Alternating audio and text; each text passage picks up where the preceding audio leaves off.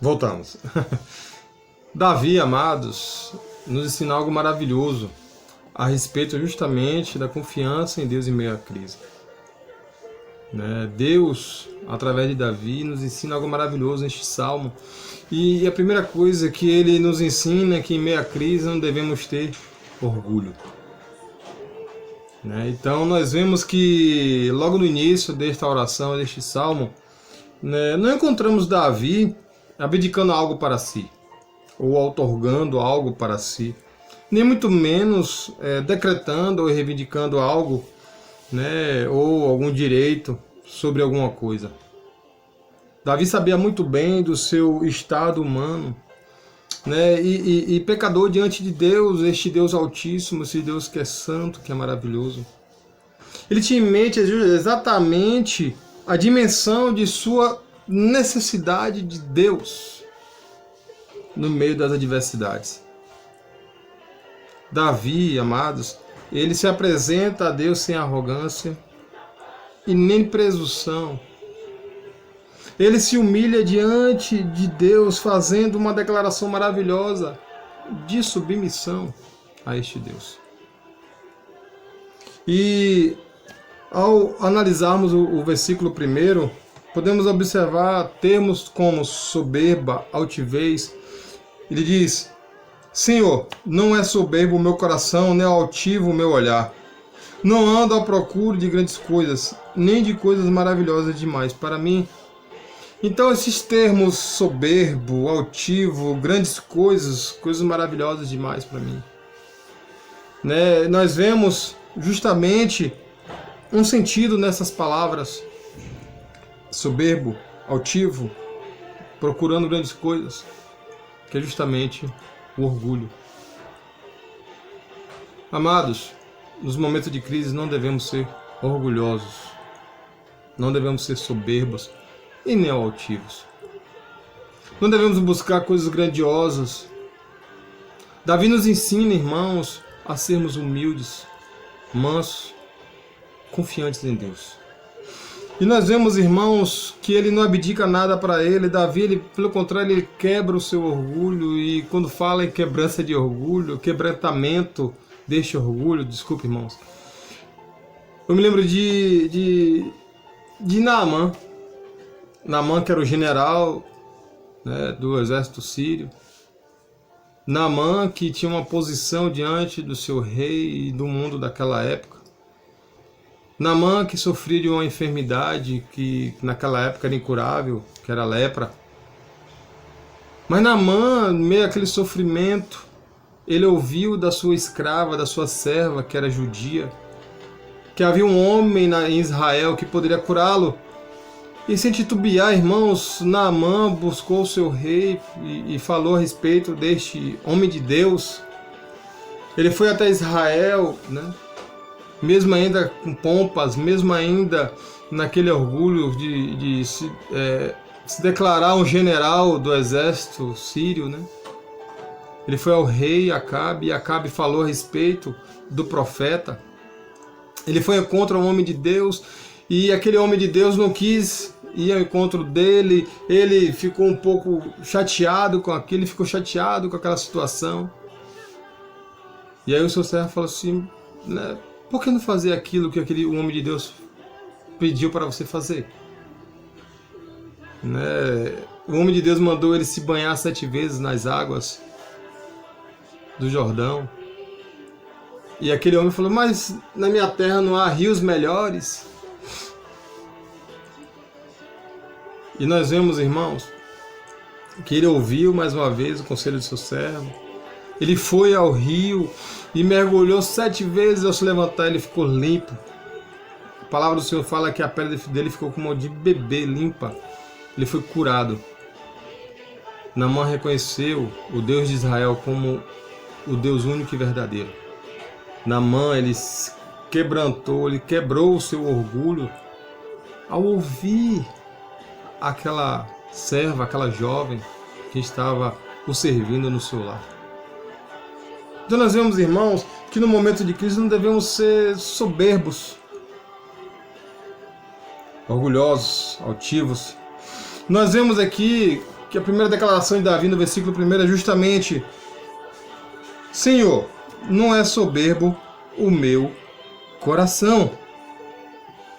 O que Davi está, amados, declarando é justamente que as suas intenções não são motivadas por um senso de merecimento.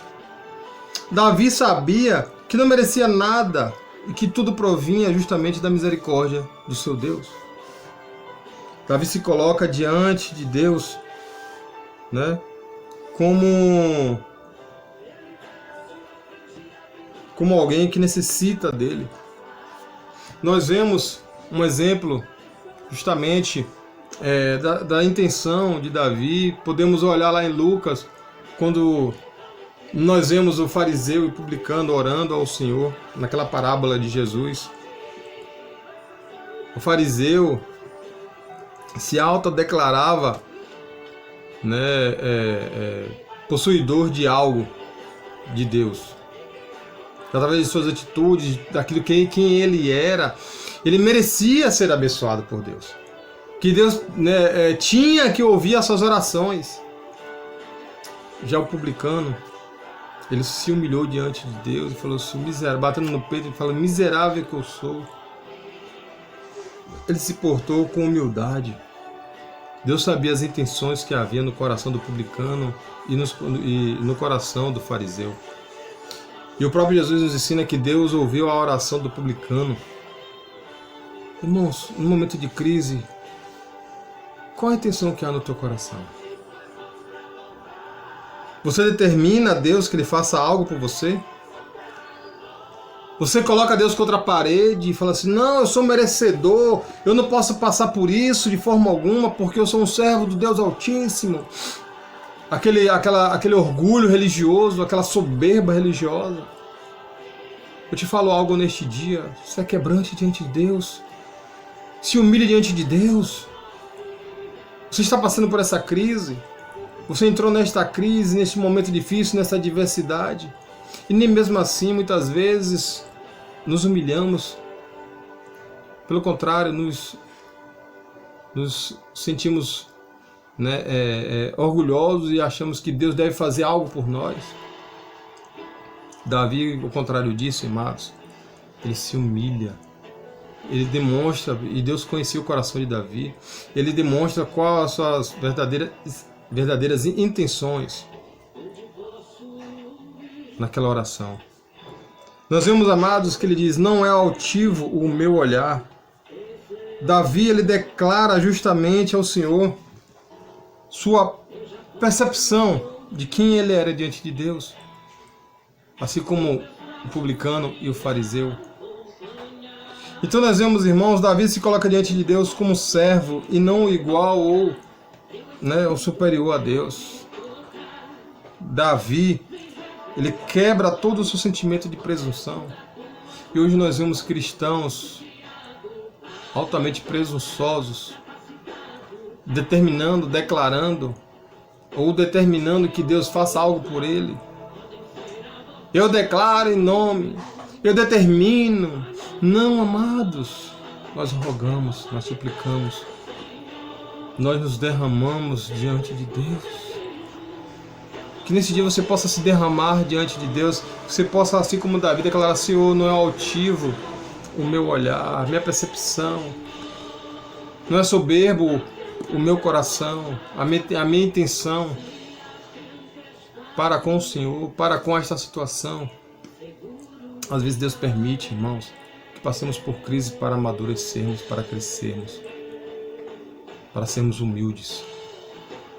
Não em busca de grandes coisas. Porque, irmãos, às vezes as pessoas estão passando por um momento difícil e acham que deve estar, que Deus deve fazer algo por ele. Davi diz: não ando à procura de grandes coisas. O servo do Senhor deixa claro, irmãos, aqui que o seu desejo não é o de grandes coisas, de reconhecimento, de busca, de status. Davi quebra todo orgulho humano, toda vaidade, toda ostentação. É a satisfação com a providência de Deus. Paulo diz, né, que a Deus assim, Senhor, a tua graça me basta. Atualmente, irmãos, vivenciamos e vivemos, melhor dizendo, num mundo de grandes coisas, grandes feitos, grandes nomes, grandes posições, recordes. Grandes coisas irão acontecer aqui, o louvor, né? Louvores que cantam desta forma. Oh, meu Deus. Isto tem envenenado a igreja, irmãos. A igreja